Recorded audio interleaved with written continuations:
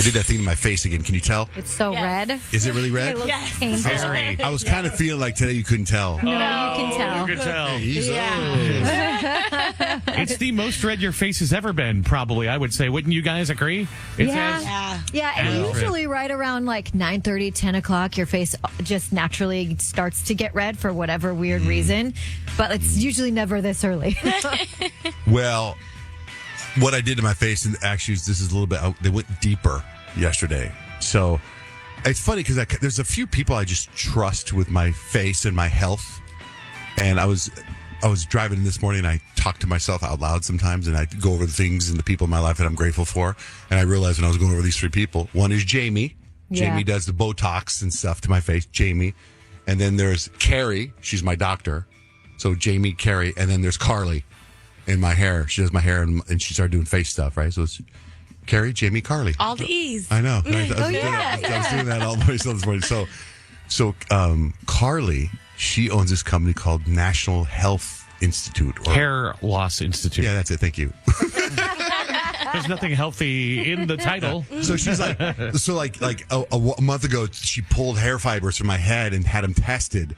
And then I spent an hour going over all the chemicals in my hair and it was telling you where your deficiencies are in vitamins and stuff. And one of the things are, you know how there's all these, you're by your cell phone and you're by your TV and computer and all the blue lights and the red lights that come in your body and the radars or whatever. Yeah. And she thought because I spent so much time in front that I would have all this stuff and I have like zero. Like somehow I don't have any of the radiation that's in the technology, no technology stuff in me, but I do have some sort of cleaning chemicals. She's like, are you near cleaning chemicals a lot? And I'm like, no, not really. Then I thought, oh my God, every morning I clean this little area and then I clean my microphone. I scrub my microphone clean with Lysol. Oh, Okay. Yeah, and so I inhale that every because I get really close right to my microphone. And so I thought maybe that's part of it. You don't think that's the jacuzzi and the chemicals and the chlorine? Oh, it could be that too. Yeah, probably. That's a good point too. Yeah. So they take what they did this time to my face is get this. So they took my blood, right, and they separated stuff from my blood, and then they did that what's it called again? Do you remember? Microneedling my whole face, right? So they cut up when I went there, I didn't know. I thought she was going to dye my sideburns. That's how I went there with that. I thought, oh, yeah, you can dye my sideburns? That's quite a different... Yeah, I know. And they ended up microneedling my head and my face, and they just cut up my face. Now, I'm doing this interview tonight on a video podcast, and I'm like, man, I'm part of me's thinking, should I just postpone it, or should I just not just deal with it? Yeah, be me, but be me is with a red face. Throw some just put a concealer little, on. powder, a little makeup. Why not? We could do you up. Yeah. Oh, jeez. So, color corrector. She did my whole thing. Because here's what's happened. You remember that last time I did this was like a month ago, maybe? Yeah. Not to sound weird, but I've never had more compliments on my skin in the last 3 weeks since that happened. So I'm very excited for where this is going with my face. I mean, I know what you're thinking. God, he's already beautiful.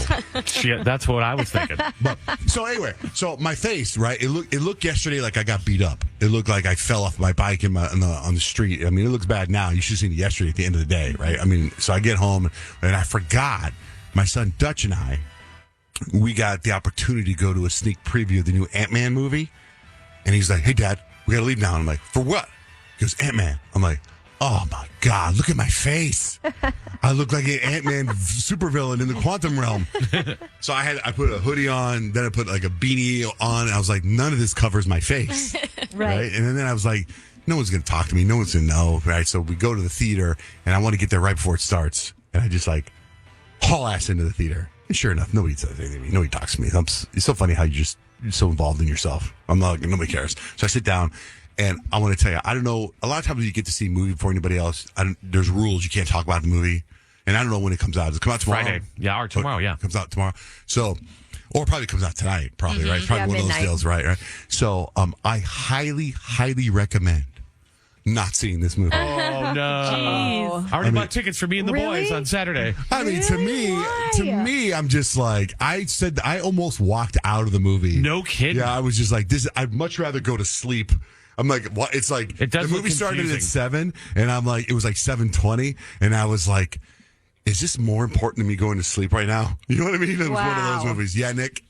Yeah, I was so excited to see this movie, and I was like, this is going to be like the comeback of Marvel, you know? And then all of the early reviews are like, Yeah, it's not good. Really? Oh, good. It's the second lowest rated Marvel movie of all time. MCU movie of all time. That's Really? Okay, because I thought it was the worst one I've ever seen. What's the worst one? Eternals. Oh, see, I never even saw that. That's how bad that is. That was I had terrible. I had no desire to see that movie. Right. This movie is almost like you feel like you're watching a Muppet movie in the beginning. It's almost silly. Oh, and never mind. I'm back in. Yeah. Well, I mean, that kind of production, and then it turns into like they want to be Star Wars, and they're not Star Wars, and the storyline is silly, and then but Paul Rudd is so good, right? He's I funny. love Paul Rudd. He's got those fun. There's a couple great Paul Rudd moments, but it's like not worth the 2-hour movie. Dang. And then it's like, what is going on here? Like, and then I don't think it moves the story forward. But we said the Marvel comeback. I mean, the movie before this was Wakanda Forever, and I thought that kicked ass.